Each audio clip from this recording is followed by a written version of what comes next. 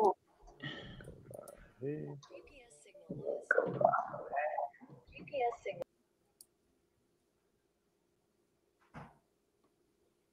right, bet. All right, let me get this music started, and y'all know how we do. What's good? I'm ready to get to it. Hey. What's good with y'all? What's good, Reek? You got everything situated? Everything's situated over here. I'm good. We're a little late, y'all. We apologize. We still working out the technical difficulties with using this platform, but we here. We like 8 minutes late. We usually charge fees for people that's late, but we always late, so it cancel out. We don't, you know what I'm saying? We don't got charged no fees. It's just me when I'm late. Yeah. It's because I'm black. It's because I'm black, ain't it? Yeah. But we on the pod now, Donnie. Go ahead before we even start, man. You already was telling us how your week was going, and you had some news that you wanted to share, so might as well share it. Yeah, so pretty much the news is like, I almost fought. No, but I do want to say a happy heavenly birthday to my stepson Day Day. That's that thing. But yeah, I almost had to get in the paint today. I almost had to pull out the southeast today. Well, it's a good thing you ain't had to go there. Yeah, I'm happy I didn't have to go there because I've been delivered. Okay, that's good. I've been delivered. So. That's good. That's good. Yeah. So that's. Reek, what's going on with you, man? Man, I'm good, bro. I ain't got nothing to complain about. Y'all wouldn't feel me though if I did. Nah, that's what we're here for, man. It's therapy, man. What's up, T Streets? What's good with you? Everything cool. Everything cool. All right. Well, we're gonna get into this part. Let me stop this music. Boom. All right. Welcome to the Rec Room Podcast. This is episode 128. Damn, 128. This is episode 128. And the title of this part is Excessive Worry, Fear, and Nervousness. And the reason that we titled this part, gave this part that type of title, is because we're going to start the part off, you know, the normal way that we do the part.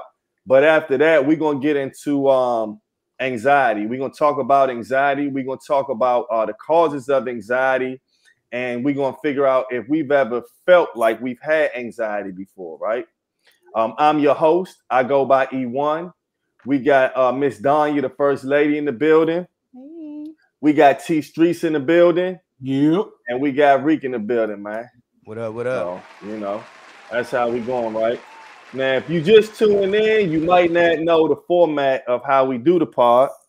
But if you do, you already know what's coming up. T Street with sports, what we got? Sports, the NCAA tournaments, they are at the Final Four. On the men's side, all the number one seeds made it, which is the first time in a few years we had all number ones.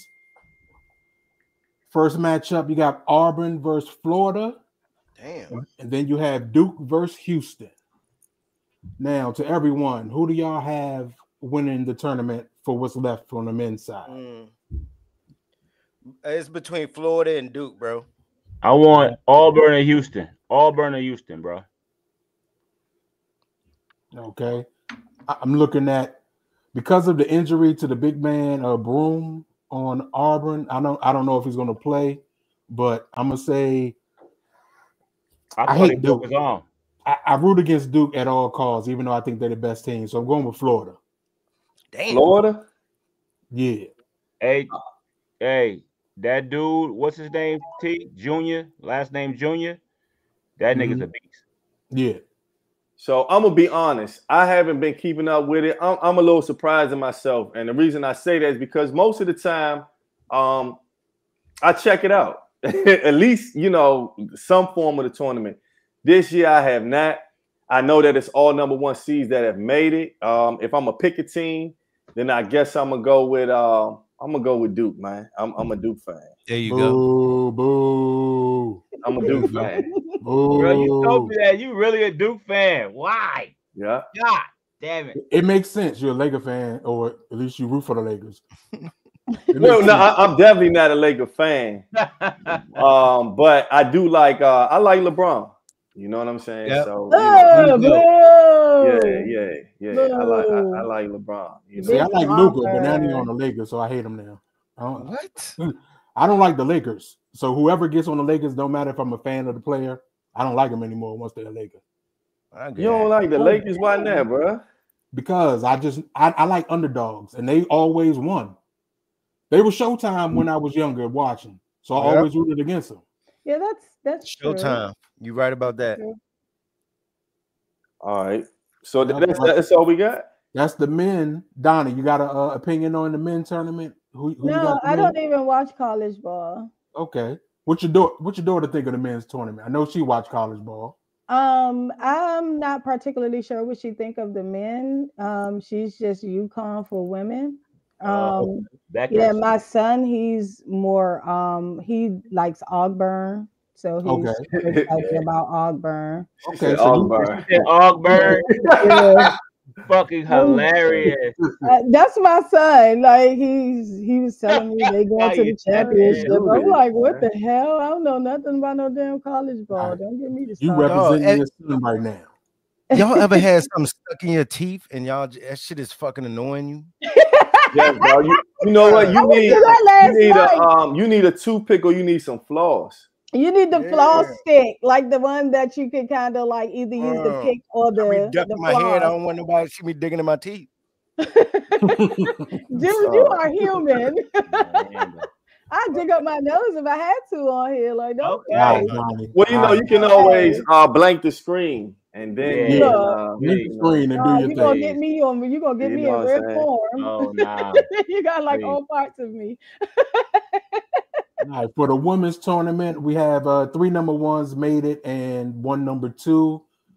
First matchup, you have UCLA, who's been pretty much the top team all year. The only team that beat them this year is USC with Juju Watkins, and unfortunately, she's out. So I think that's why UConn beat them last round. So you got UCLA versus UConn, and South Carolina versus Texas. Who we got? Who we got for the women's tournament? UConn. I got South Carolina, man. UConn. I'm going South Carolina. Hey, actually, South Carolina has all the what is that? The top high school players, right? Yeah, South Carolina might win, but I go for UConn because I like Paige. Oh my God, you sound like my daughter. Don Staley, man. She's a huge I like Don Staley fan. Yeah, I think UConn will take it this year, only because South Carolina hasn't looked as great as they normally have. I picked South Carolina to win, but I'm gonna go with UConn. Last minute change. Here we go. What else we got? We doing predictions. We might have predict the NBA playoffs are getting ready to start. Well, I think it's like 10 or 15 games left or something. Yeah, I've got about 2 weeks left. 2 weeks left. And so I'm gonna let's do. I'm gonna say. We know what you're gonna say. I say the Lakers gonna win the chip. You know what you're gonna say. Lakers. Yeah, I say the Lakers gonna win the chip. You know what I'm saying? I got shit. Who in the playoffs? Fuck it. I got nobody. It ain't started yet. I got Cleveland. Ooh. Man. I'm rolling with Denver, but we got to avoid Minnesota. We haven't beat Minnesota this year at all. The Timberwolves, yeah, we got to play Minnesota. We done for it. My dark horse is Houston. What? They can't shoot threes. Yeah, I mean they doing good this year, but I don't know if they doing not playoff good. That's my dark horse, man. My Knicks can't beat Cleveland or what's the name? They can't beat Cleveland or Boston. So I would like to see OKC make it though, but they just got to do it first. They got to prove it. Honestly, I think if the Lakers play OKC, I think that LeBron will beat them. Because he's LeBron. Yo, I hate the way SGA dresses. So, yo, all that fashion shit, man. These basketball players be doing. You got all that money and still dress like a dummy. Yeah. Where's the worst? They're the worst, man. Oh, that's what. Can y'all hear me? Yeah, I can hear you. All right, yeah. I'm trying. We When don't I'm start that shit this week. you know what? You know what? So look, I'll be trying to go live on the Instagram, and it be fucking up. You know what I'm saying? So I got T hitting me, letting me know if we live on the joint. You know what I'm saying? Last time I was fucking around clicking buttons. I think we live now on the joint. You know what I'm saying? I'll be fucking up, like, but I'm good, y'all. This is on my 3rd episode on this. Y'all do not know the prep that I had to do before we even started, Slim. Like, that shit crazy, Slim. Y'all give a fuck about me, man. Y'all give a fuck about me, man. Y'all care what I go through, man. Bro, y'all care what I'm going through. My shit was working. We're excited to make mistakes. Live, the shit started messing up. Nah, we good though. We good. I think I got it straight. You know, this is our 3rd jump. So I think that's all we got for sports, T. That's all we got for sports. All right, we got a great show coming out. We're gonna do, like I said, how we regularly do for a few stories, and then we're gonna get into some real stuff, right? Now, we're gonna start with some entertainment shit. I got all my little shit lined up, and we're gonna start off with Marvin Sapp. Now, for those who don't know, Marvin Sapp is a pastor, I think, a reverend or pastor. Yeah. Ain't he a Grammy Award winner? Yeah, he is. Now that is a big deal. He had his wife passed away, and he was left as a, what do you call a widower? Winning a man. Yeah. And he's a great singer. Matter of fact, I seen him in concert maybe like a few months ago, and just awesome, right? Yeah. And he had a hit record. He got a lot of his songs, but one of the song that he made about when his wife passed was called "Never Would Have Made It." Yep. Right. And that's his most popular song. Yeah. But he's been in the limelight because this article's from Vibe, and I'm gonna just play some of it. Also, it says Marvin Sapp instructs ushers to close the church doors until the congregation can give about 40K. So I'm gonna play a clip from that. Y'all listen to this, and I do got a video clip. See, I just couldn't clip this one. It was just so much going on. No problem. The cost that is involved.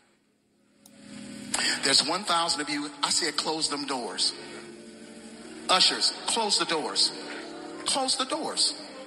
Close the doors. It's 1,000 that's watching online. This is a small seed. If I get 1,000 online to give this, if I get 1,000 in the sanctuary to give this, that's $40,000 tonight.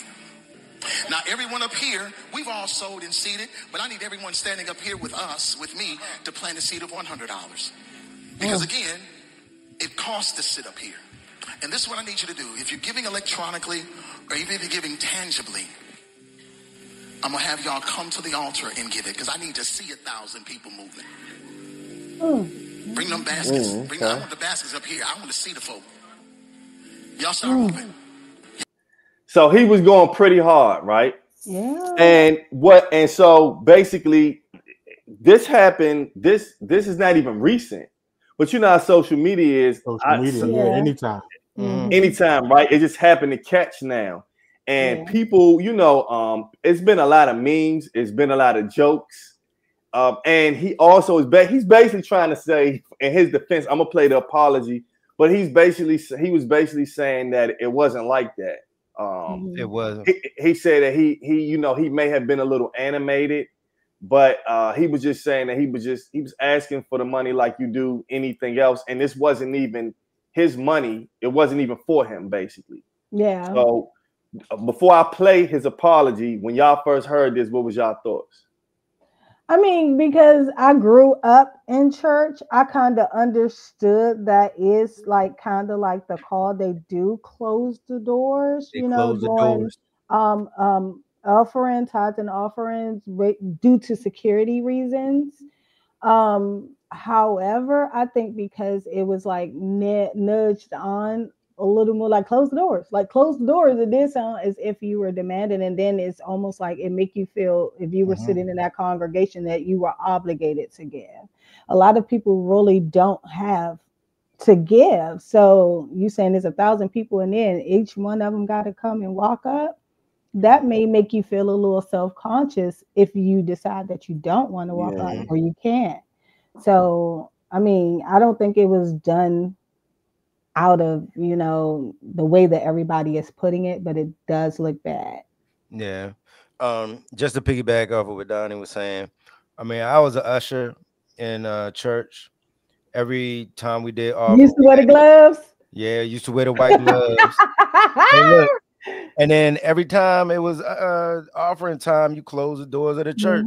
Yeah. Now it was a little aggressive as far as, you know, I need $20. Like, I don't like that. Because if I ain't got no bread on me, I forgot to go to the bank before I came to church. No, but you could have gave electronically though. That's that too. Put your I'm just saying, if you ain't got no cash in your if you ain't got no cash in your hand, is, you know. I ain't gonna lie. I used to feel, even as a child, I used to feel crazy because before you could do it electronically, and only thing you could do was pay. You know, my mother would give me like 50 cents, just a penny and shit to drop in the joint or whatever. Exactly. But you felt weird that put nothing in it. Now you can just make it seem like I get my shit online. You know, you can ask it to the next person. But he demanded to see the phones when you sent it. So that's crazy. Yeah, that aggressive tone. Me and my rebellious self, that aggressive tone, I'd be like, I had the money, now you're not getting it. Yeah, exactly. Yeah, it kind of not So the clip didn't age well, but I think if he would have said, what do you say, 2,000 people watching? If he would have said each one of y'all give $20, right? Like, that sounds different, but it's the same amount. But I think it was the tone. You feel what I mean? Yeah, it was the tone. I think it was the tone and the set price. You know what I'm saying? Because God likes a cheerful giver. And I feel like if you didn't have that $20, then that would have made you then put on the spot. You know what I'm saying? If you don't got it, you don't got it. Yeah. If you don't got it, you don't got it. But he was expected that whole congregation had that $20. He was under the assumption that everybody had that $20. Whatever he was saying. But to me, if he was like, look, we got 2,000 people. If each one of y'all give $20, like, that sounds different, but it's the same amount. But it was. I feel you. It was a tone, definitely. Hey, look, but for real, it is not that serious. He's getting death threats. But that's why people don't understand how things go. And people just wants to talk shit. Yeah. Now, I'm gonna play his some of his apology. Okay. People have created a narrative that is absolutely not true.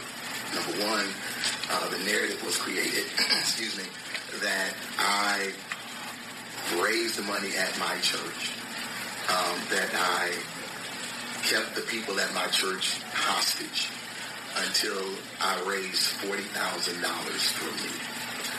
That's the narrative that has been shared. That there are a lot of folks up at my church that, you know, I made them give $40,000 and I wouldn't allow them to leave until they gave it to me. And to be honest with you, that is absolutely false. Yeah. Number one, that offering was taken last year. This was a service that happened last August. Number two, it didn't happen at my local church. It actually happened at a national organization's international meeting where churches from all over the country, all over the world came together for the purpose of celebrating the Lord and Savior Jesus Christ. Hey, man, he put that money in his pocket. I'm going to go ahead and keep it a buck. I'm going to go ahead and keep it a buck. His tone, listen to his tone. Percentage as the speaker, you do get a percentage. You absolutely from what I know.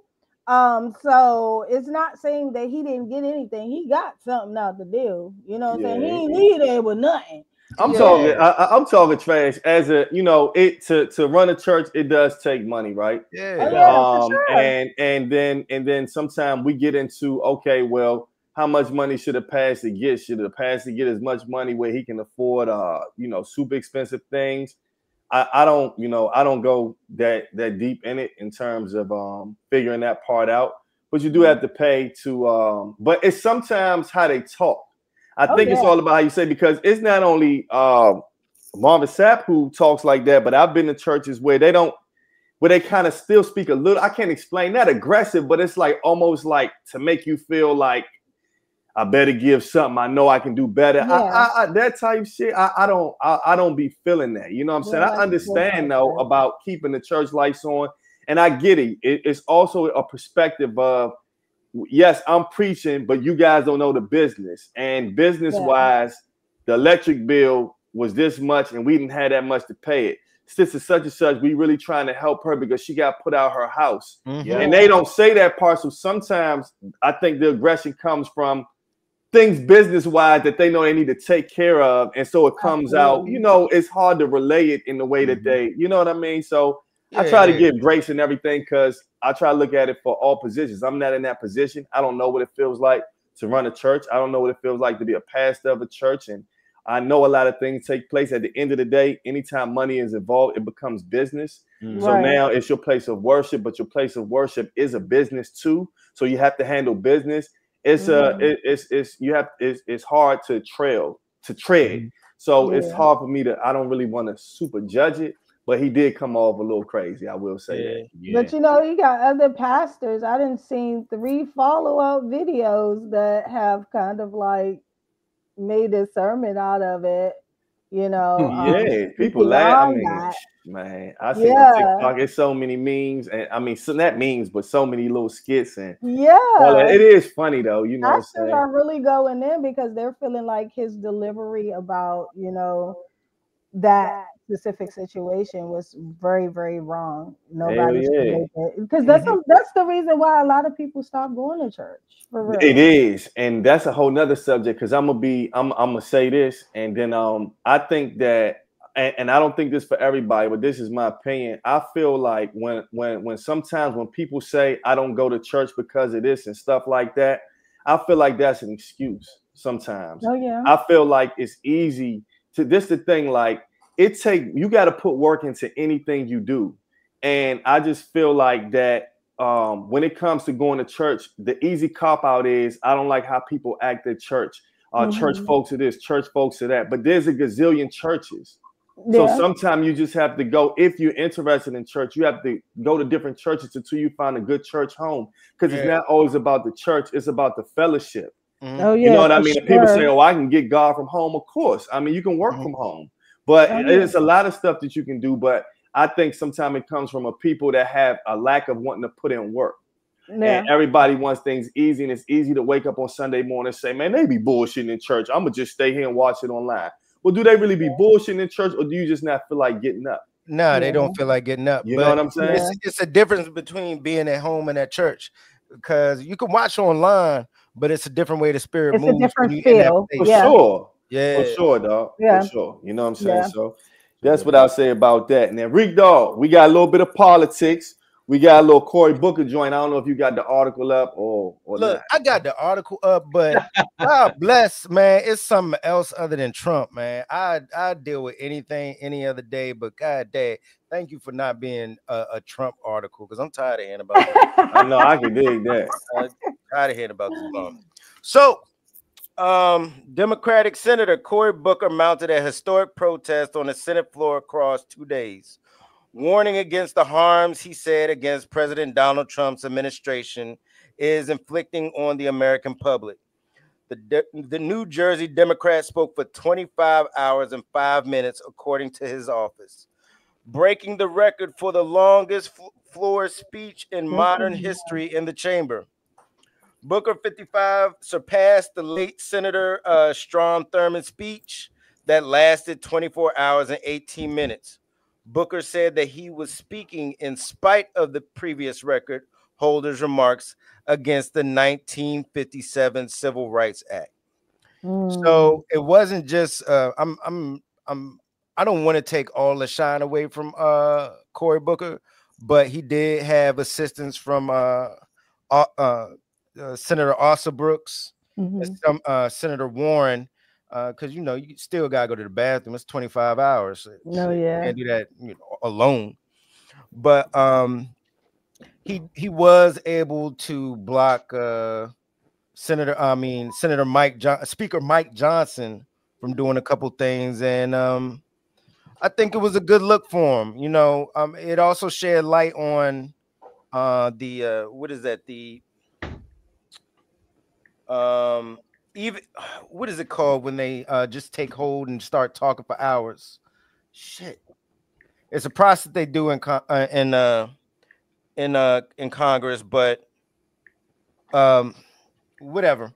But shout out to Cory Booker. Y'all got any remarks on that? I'll say that you know, it's good to bring light to something that you oppose. Mm-hmm. And I don't know how maybe I read it wrong, but it was making it seem like he talked for 24 hours. I don't know if that's true. 25, yeah. That's doesn't even seem real. But if he did, you know, for his cause and he was able to do that, hopefully he was able to draw the attention that he needed and get people to listen. I don't have a problem with it, you know. Freedom of speech, right? So he did his thing with it. Him, bro. Was you eating, Trey? Nah. Now, Trey You sound like he in the bathroom boo-booing. Nah, man. Fix this motherfucker Wi-Fi, man. It's making me mad. Man, I gotta fix this Wi-Fi, bro. I can hear you, but you was good. Now, bro, no, it could be better than this. Nah, somebody. Anyway. Hey, look, listen, no, that was historical. First of all, the Democrats they should do that shit every day. They One should. of them need to take a fucking turn doing that because Jasmine Crockett is out here with the whole Democratic Party on her fucking back, and the males need to take some damn cues from her because she's going at everybody, and it's like she's kind of like by herself, even though she's not. But it's AOC too, and AOC, the females are out there and they with it. Mm-hmm. So Cory Booker, that's a good start. That's commendable. Talking 25 fucking hours straight, even if it's 23 hours, that's a lot. So the rest of the Democrats, they just had a really big win in Wisconsin.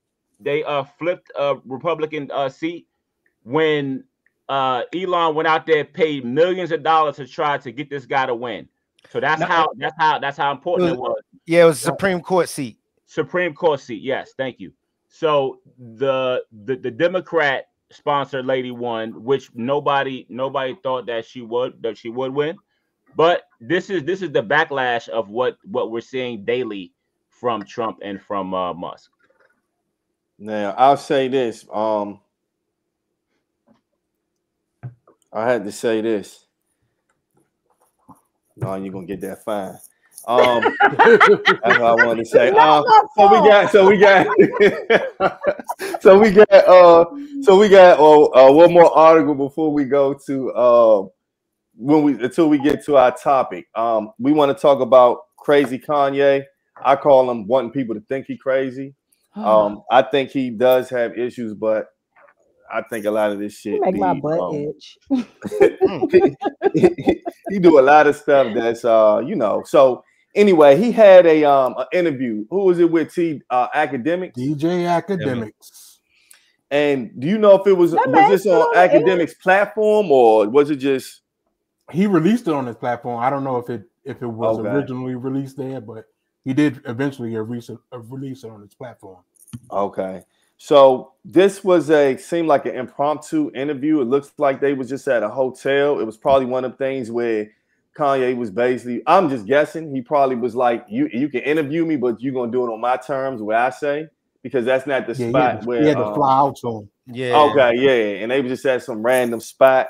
And Kanye had put on a black KKK outfit. And, no, he didn't. Yeah, he did. Mm-hmm. A black joint, and I'm looking at it now, and Academics helped him put it on, buttoned it up for him, and all that. And Kanye went on, did his Kanye thing. He talked shit about Pusha T. He talked shit about Jim Jones.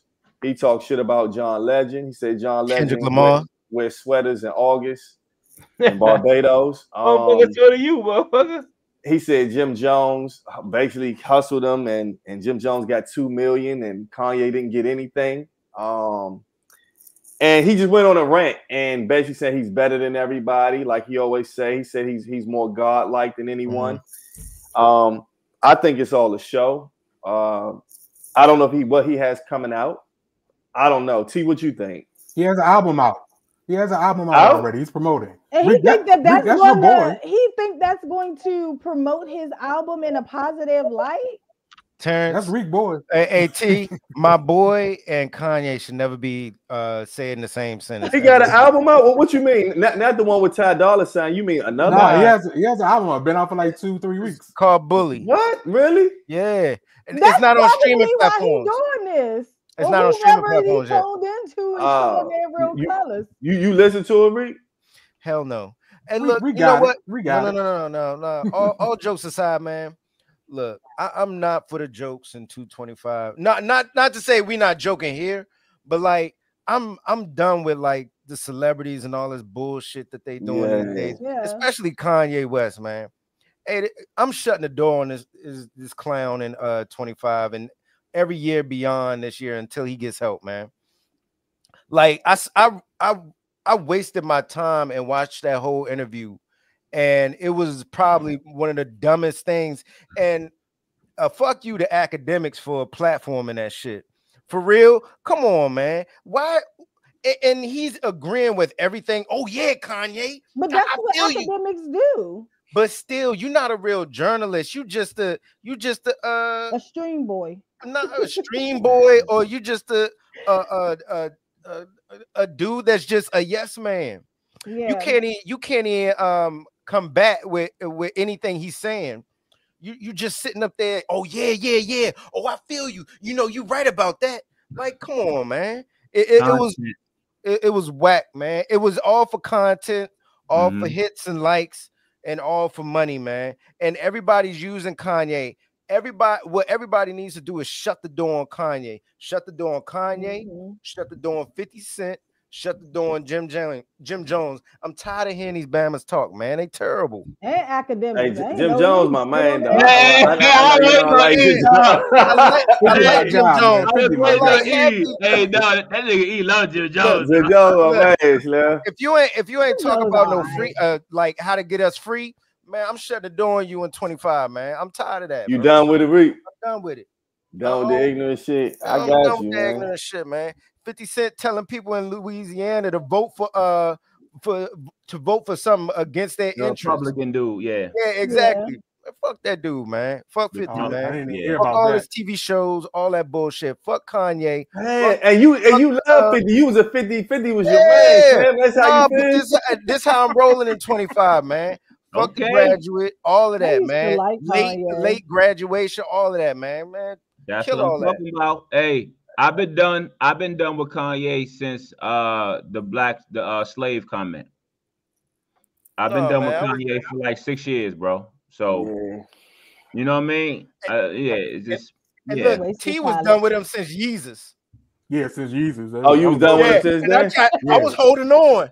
I was like, T, man, Jesus is great. Yeezus is garbage. That was it for me. I knew when he called this when he started calling himself Yeezus. I knew it was about to be a downward spiral from there. Thirsty shit. I know, but Kanye's running out of platforms to go on. So anybody that feel like they want to come up from having Kanye on, they will. And he's going to turn his back on DJ Academics like he do everybody else. Just like he probably already did. Yeah, he probably already did it. So man, he is the biggest crash out I've ever seen, man. I've never seen anything like this in my whole life. He's like a plane falling out the sky, man. I can't believe you watched the interview. I know. Like what? I've seen clips, but I ain't see the whole thing. I ain't even heard about all of this. I can't tell you how dumb this dude looks standing up in there in that hot ass Klan robe, standing up talking to academics. It's the dumbest interview I've ever seen. Dumb shit, and I almost kicked myself in the ass for watching that whole damn thing, man. Yeah, I know that's ridiculous. But the dude don't even realize he would have been in a cotton field with me. I'm just trying to figure out what. I think so. So when I look at people talk, it seems like that when I've seen Cameron talk about Kanye, when I've seen Ty Dolla $ign talk about him. They all say that he be acting regular until the cameras Nah, come on. but That's look, what they it be don't matter. saying. It don't matter. don't You still in matter. his pocket. You still a fanboy for this dude. All right, so Stop tell me giving this. dude grace. Tell me this. Kanye say, Reek Dog, I'm having a concert. I'm not gonna be the only act there. It's gonna be me. Who else your favorite artist? Master P. I know y'all love Wu-Tang. What that West said Side that Gun. or Nas gonna be there, right? Master And P. he gives you front row tickets and then backstage passes. You're telling me because you don't like Kanye that much that you're gonna say fuck the tickets? I'm going to take the tickets. I'm going to see West Side Gun and Griselda. And as soon as Kanye step on that stage, I'm leaving. Okay, Yeah. that's real. If he come out last, that's great. We can just leave before he come out. But what if he come out in the middle? Nah, you can't fuck with the Griselda I'm show gonna like leave that. and I'm gonna come back. He come out in the middle, so you gotta watch him. So he like, got you niggas, got you. So let's get into tonight's subject, man. I'm gonna let Trey take over, introduce it, and then we're gonna get to it. All right, y'all, settle in. All right, look. So, in the midst of everything that's going on with people, losing their jobs at a drastic rate, it made me think about anxiety, right? And also, one of my real close friends talks about anxiety and how it affects him, right, at certain parts. So let's get into that and just have a adult conversation on that. Any type of personal type of issues that we all might have and how we get through them. So anxiety is a common emotion, and it can cause physical symptoms such as shaking and sweating. When anxiety becomes persistent or excessive, a person may have an anxiety disorder. So, what is anxiety? Anxiety is a feeling of fear, tension, or worry that occurs as a response to real or perceived threats. When a person feels afraid, it triggers the body's response, also known as fight or flight or freeze. Excuse me. This can involve cognitive, physical, or behavioral changes, such as increased heart rate or breathing. This response can help humans escape or avoid danger by supplying more oxygen and blood to the muscles. However, people can also feel anxiety about things that are not dangerous, such as important events or decisions, public speaking, social situations. Feeling anxious does not always mean a person has a mental health condition. Many people occasionally feel anxious from time to time, but when anxiety becomes frequent, out of proportion to a situation, or persists after the situation is over, it could be a sign of an anxiety disorder. All right. Let me read one more paragraph real quick, then we can get into it. According to the Anxiety and Depression Association of America, around 40 million people in the U.S. have an anxiety disorder. 40 million people. It is the most common type of mental illness in the country. However, only 36.9% of people with an anxiety disorder receive treatment. So you have more than 20-something million people that's just walking around out here living with it. So let's talk about the symptoms. The main symptom of anxiety is a feeling of worry, right? Elevated heart rate, faster breathing, irritability, restlessness, muscle tension, difficulty concentrating, difficulty falling asleep or staying asleep. So does anybody have any type of symptoms that they think, or would you relate those symptoms to anxiety, or do y'all have any family or friends that can relate to what I just talked about? I could definitely speak on that because that's an issue that I have faced and I still face today. I was diagnosed with um, generalized anxiety disorder. So those symptoms are definitely, something that I have experienced. And I didn't know what it was until I started asking questions, because I started experiencing anxiety attacks when I was 8 years old. Before it was like, well out there and well known. So I didn't know that there was treatment for it. I didn't started getting treated for it until I was maybe about 32, 33. And it's not pleasant at all, because it is an excessive worry. But I also understood after some time that most of it was mental and a lot of it was spiritual as well. So trying to differentiate the two was what I started to battle with within the last 3 years. So now I can't go to my psychiatrist. I still see a psychiatrist. I still get treatment, still get medication for it. But I can't go to my, psychiatrist and tell them, hey, look, I see dead people. I can't tell them that. You know what I'm saying? So it's like, what mainly triggers it like to come on when there's no trigger. It comes without warning. You don't know that it's coming on. You could be doing something like really simple, something really basic. It was one time I was laying in my bed and my cat, I guess he could smell it, so he started scratching on my chest. And I'm looking at him like, what's going on? And automatically I started to go into like a panic attack. So it's like there is no warning for it. And everybody try to say, oh, that is depression is just a depression. It doesn't have any symptoms, but that is really something that you deal with mentally. And it's hard to come out of that mental entrapment a lot of the times, so in anxiety and depression, they walk hand in hand together. So if you're getting diagnosed with anxiety, a lot of times you're getting diagnosed with some sort of depression as well. Mine was major depressive episodes. So it could be generalized as situational, or it could be long term, but it can't be healed. That's the thing. It can't be cured because it's not situational.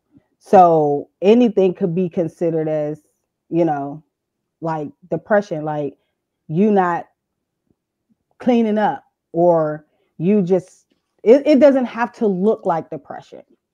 It don't look like depression. It don't look like anxiety. Okay. It doesn't look like anxiety. It doesn't have a look. No. Okay. It also says rapid breathing, pounding heartbeat, sweating, shaking, or trembling. Yeah. A feeling of impending doom or lack of control. Yeah. So what I'll say is that I'm the type of person that I don't like to subscribe to things like, now this doesn't, I'm just speaking for me, and I'm not saying it like it doesn't exist, but I'm the type of person that I don't like the words like depression. So if I feel sad or something like that, I won't say, you know what, last week I was depressed like shit. I just don't like the word, right? Whether I was or not, I try not to just subscribe to those words because I don't want to feed it, right? Right. So when it came to anxiety, I really never really thought about anxiety because I never felt, I never thought that I felt anxious. But I found myself in a situation where it was times where I would have to drop my son off and work at the same time. And for some reason, it would fluster me, like, and I never used to get like that. So I'm looking at the symptoms of anxiety, and the restlessness is the one that I could say, and it started happening a lot, and it's like I couldn't. It was just like too much going on. I'm helping to get them dressed, and then I'm getting work, but I need to get them to school, and then once I leave and I get on 495, it's traffic. And now I'm trying to find a shortcut, and I'm in this whole vibe of like, damn, like I've never felt, I don't know what's going on. Usually I'm able to handle shit. Like I'm not even really the type of person that even get like that. But for some reason, that whole routine on a regular basis, to me, gave me a form of anxiety. Now, when I'm looking through the symptoms, I wasn't breathing faster, very irritable during those times, and the restlessness is what. But that's the only thing. That's the only situation where I really have felt like, wow, in these moments, am I having anxiety? You know what I mean? Because I wasn't sure. But me reading this, it seems like it now. Would I describe myself as a person who suffers with it, or who needs to get some help about it? I don't think it's that serious. It only happens or happened at those times. But I think that's a situation. Those are situations where I can feel like I may have a little anxiety. Yeah, looking back on it, if I just look back at my life, I had anxiety since I was a young child. I remember just starting kindergarten, nervous going to school. Yeah, maybe everybody was nervous, but every year, all the way up until I stopped going to school, whether it was community college, high school, whatever, every year, when I first start, I'm nervous as hell. Going to class, I have to see a familiar face before I calm down. If I don't, if I'm in a class with all new people, oh yeah, I'm introvert. I'm to myself. I'm not talking to anybody. It'll take me a long time to get to know people. And just now, I mean, I've told the story before. I've been diagnosed with PTSD due to my car accident, or I was struck by a car. And I'm not going to get into all of that because episode 86, you can go back, the Rec Room podcast on YouTube, episode 86, part 2, episode 89, and get the whole story. The obstacle is the way. But because of that, I deal with heavy anxiety, panic attacks. I have I think I forgot what it's called, but I have the tunnel vision thing where I'll just get locked and focused on something, not in a positive way. You know how we all can lock in to get stuff done, but I'll get locked on. Let's say a flash memory comes back of the accident. It could come out. It could come out the blue. It could come in a dream. I could just be watching TV. I could see something, and it triggers me right back to being hit. And then I could just get stuck with that image replaying, just loop on a loop. And sometimes I can stop it from going into a full-fledged panic attack. Sometimes I can't. And this is something that I deal with to this day. So yeah, for those who just joined, I didn't mean to cut you off, Trey. No, go ahead, bro. We got a few people that just joined. I just want them to know right now we're talking about anxiety. And we're speaking on the causes of anxiety, and we're speaking about times where we may have felt that we had anxiety. I just wanted to say that.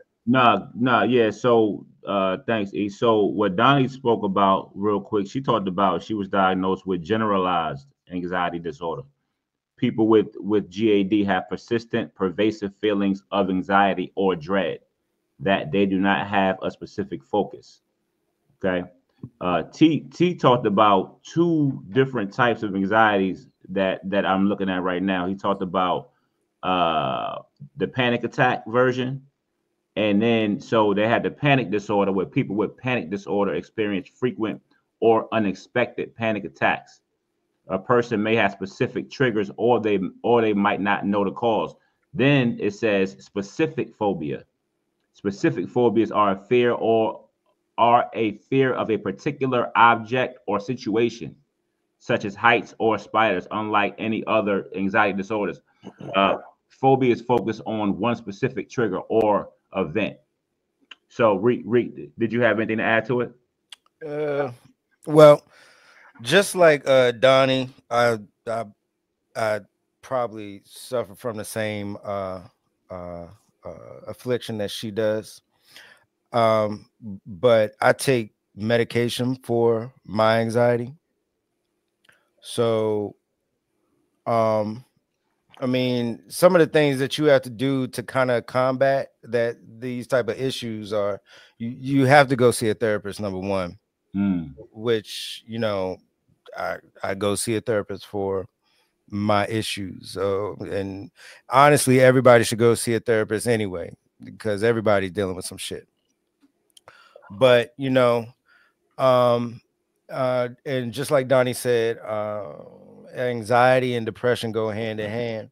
Yeah. And there are times when I am extremely overwhelmed. I have to kind of, everything is extremely loud outside, and I have to shut down. And he's probably seen me. You know, they don't mess with Reek at work.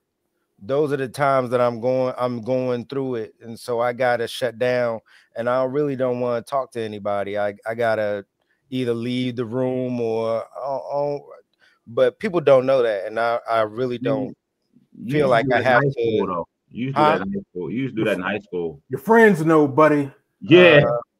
No, but you know what? But the thing is, Reek, it's funny. It's good that we speaking about this, because you're right. Like back then, when I knew you, we didn't know what was going on with you or whatever. Like, you was fucking asshole. That's what.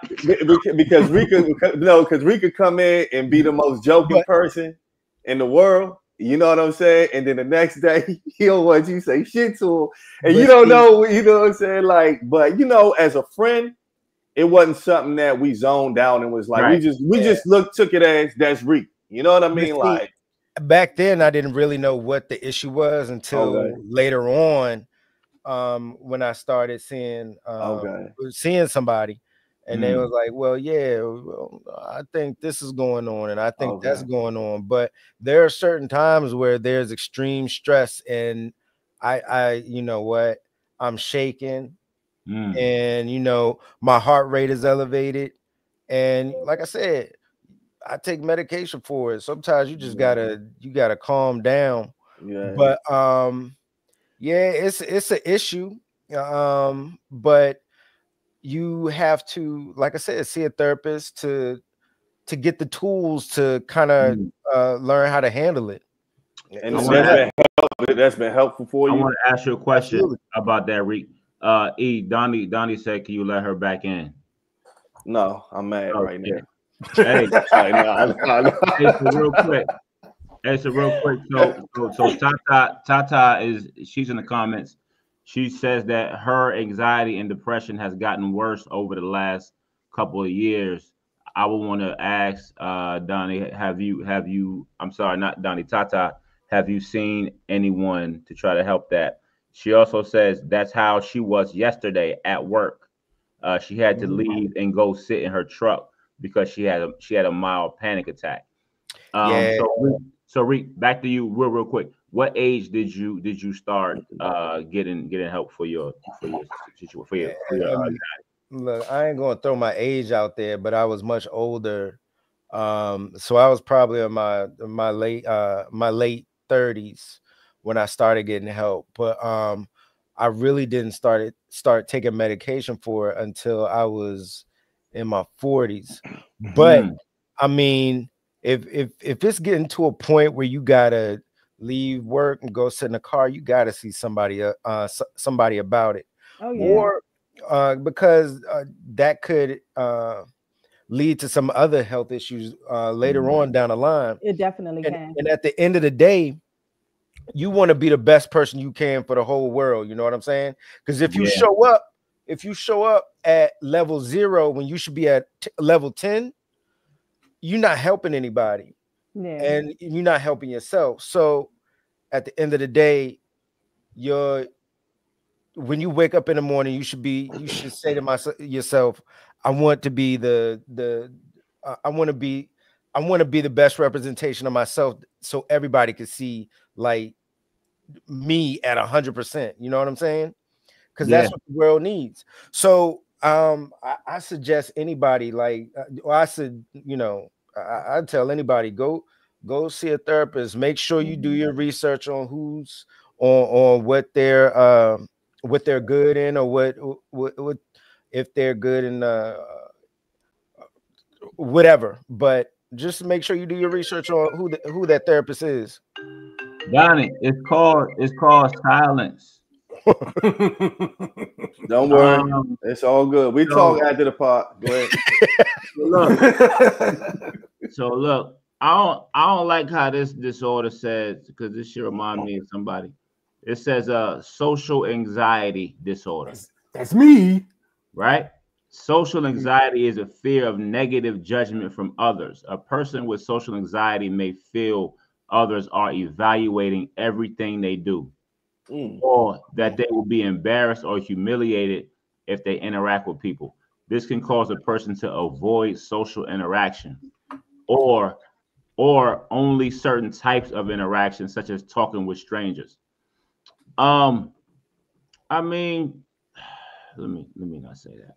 Before you go into it, this is me. This is me. It's always been me. Go ahead, It's bro. always been me. In my 20s, I stopped going to clubs. Why? Because of the social aspects. Too many people. Too many people. I get nervous. I feel like people are judging me for being there. When I first stepped out of a facility is when when I went to get fitted for my brother's wedding. First time really being out in the public since the accident. And I was so nervous. I was like, man, people gonna see me in this wheelchair. People gonna be mean to me. I see how people treat people every day. Like this is what I thought the whole time. People were the nicest. People were nicer to me being crippled than they ever been in my life. But that's not how I look at it before I go through an experience. When I go out with you guys, especially if we go out to a packed place, I don't want to be there. If y'all see me on my phone, when we went out with Black, I was on my phone. Yeah, I'm watching the game, but no, I have anxiety for being around all these people. When I say I don't like people, I don't like being around them. I'm only comfortable with the people I know. I don't like meeting new people at all. Like I'm there with you, because like when we, like, for example, we go to concerts. When I'm amongst friends, I'm cool. But if I go to concerts by myself, I don't want to be touched. I don't want to be around. Like I try my best to avoid touching people when I'm out at a concert. I can't like that. It bothers me so much, and especially if like someone's in my space.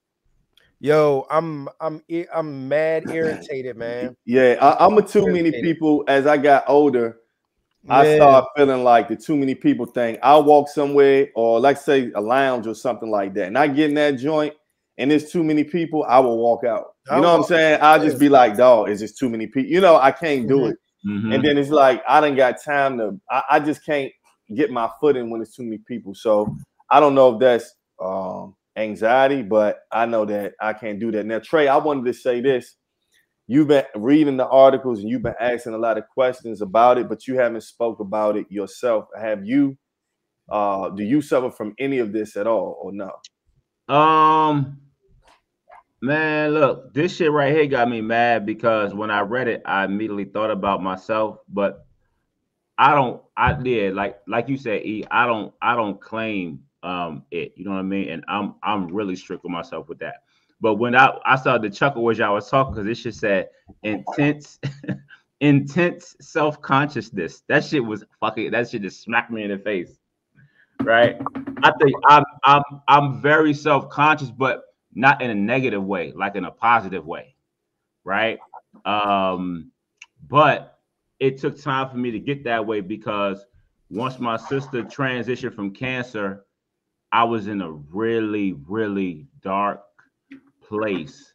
And I don't call people to talk to them about what's going on inside, right? I'm used to handling situations. So I think that death, that my uncle's death, these are the two people that was the closest to me. Me still not reaching out for help. People will call me, be like, bro, I'm just checking in on you, because I don't, you know what I mean? I ain't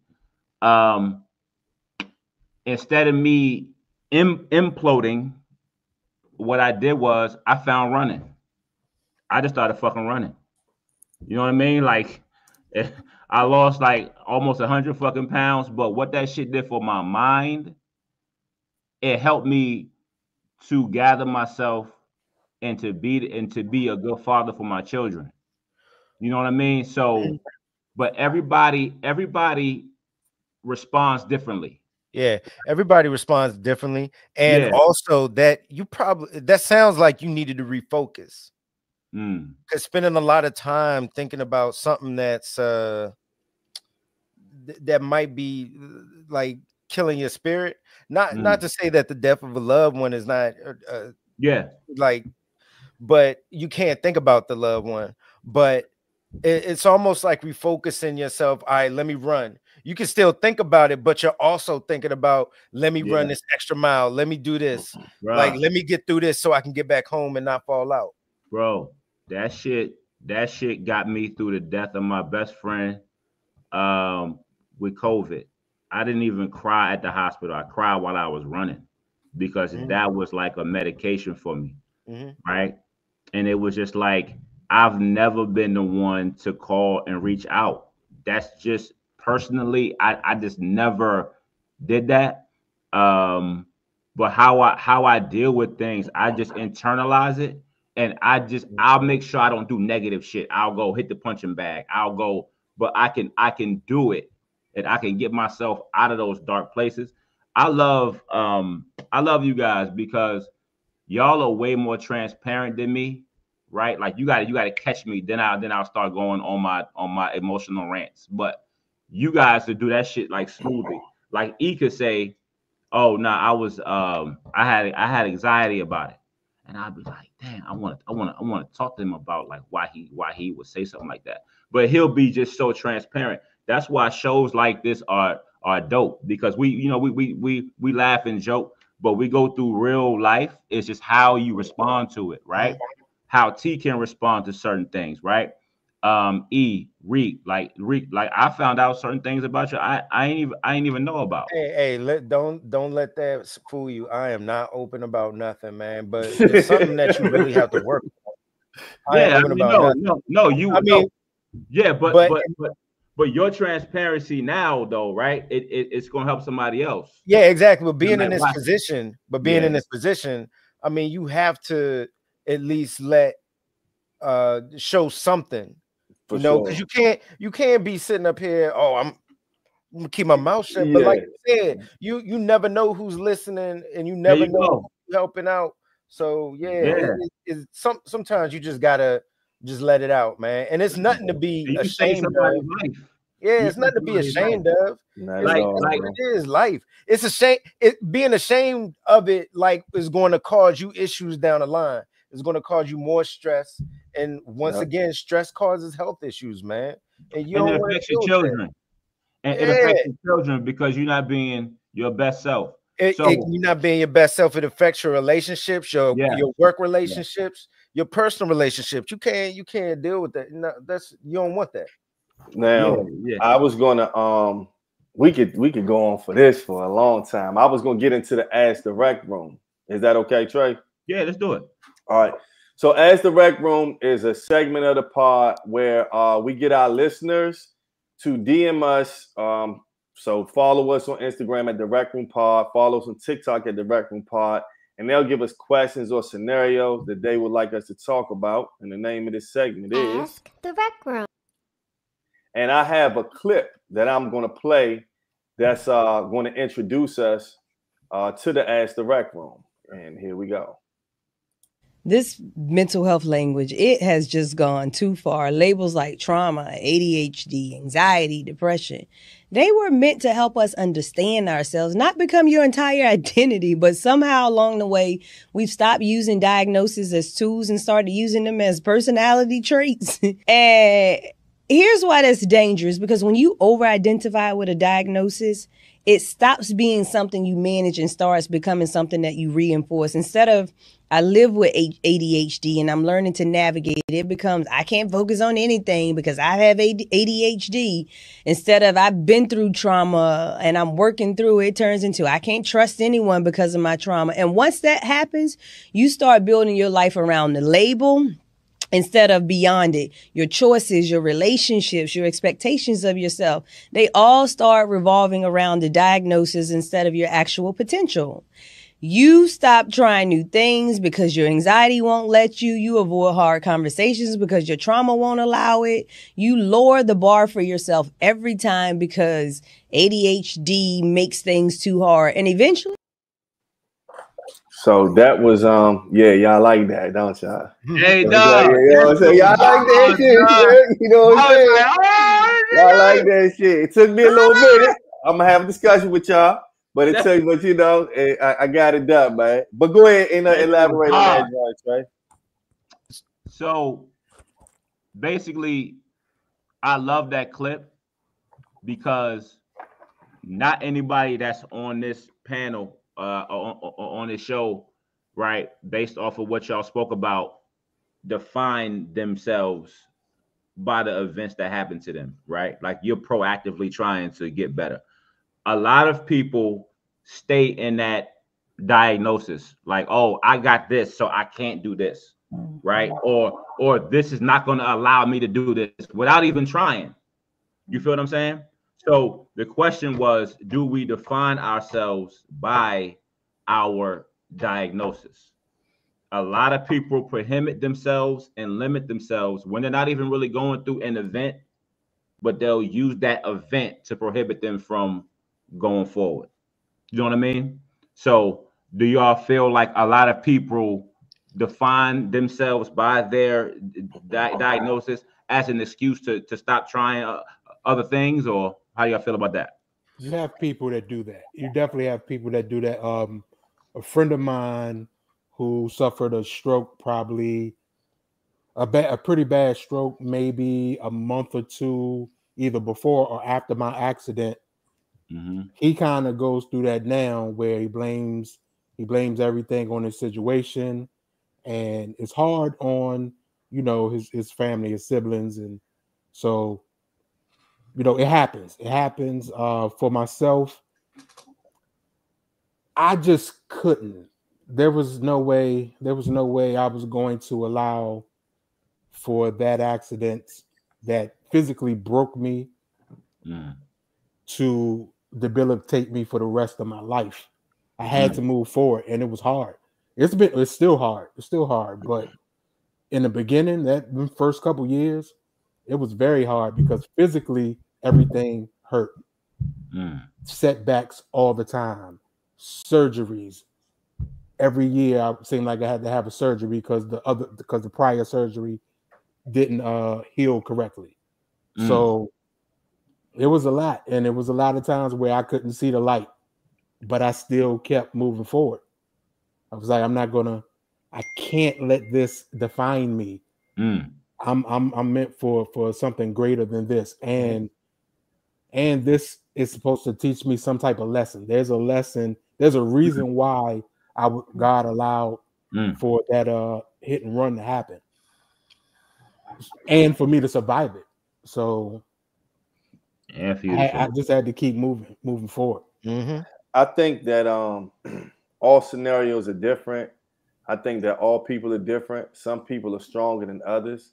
Yeah. Some people go through things that are more traumatic than others, right? And then we all take things different. Something can happen to me that I feel like was minimal, and the same thing can happen to the next person, and they feel they're distraught. Yeah. So I think in some cases, people do. We all have the choice to either dwell in what's happening negative, or try to keep a mindset to be strong and fight no matter what it is. Sometimes that's easier said than done. I couldn't imagine going through what T went through. I would imagine I could be strong, but I can't even. Something like that is just like a person passing. Unless it happened, you don't really know how you're gonna feel. You know what I'm saying? And that's the same thing with like what happened to T.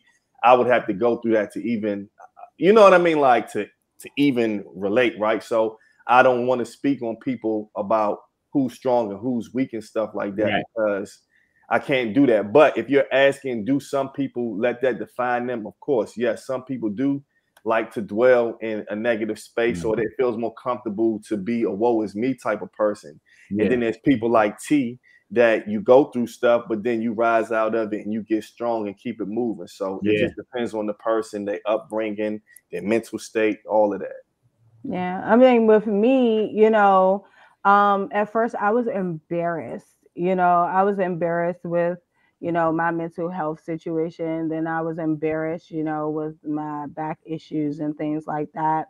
So I never really let it define me, because if you look at me, I look perfectly normal. However, sometimes it can be debilitating enough for me to kind of like bring it up and say, hey, look, this is the situation that I'm dealing with. I wouldn't want anybody to have any sympathy for me in this situation, because I still move through everything. However, it can be debilitating. So a lot of the times it be mental too, so like I don't define it. I know some people that do define their thing, but now I wear mine as a badge of honor. I'll be like, shoot, let me go hit my psychiatrist up real fast, because I need my little happy pill or something like that. So it's like I try to speak on it a lot more to encourage those that are around me who are dealing with things in silence. You know what I'm saying? To kind of like get their help. That's the only time like I would really broadcast it. Outside of that, no. Everybody ain't got to know.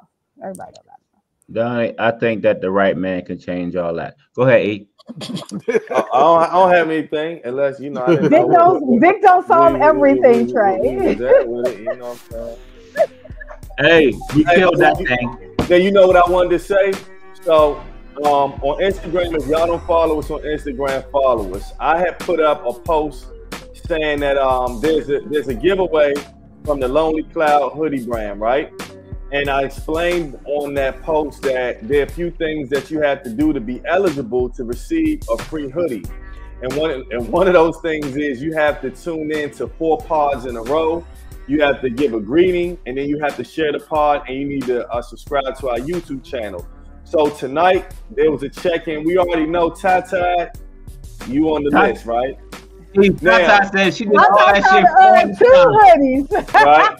So now, if we can take down, I don't know who K&G James is, 81. That's my man. That's my man. Okay, well, he checked in. So we had to put him down as a person who checked in.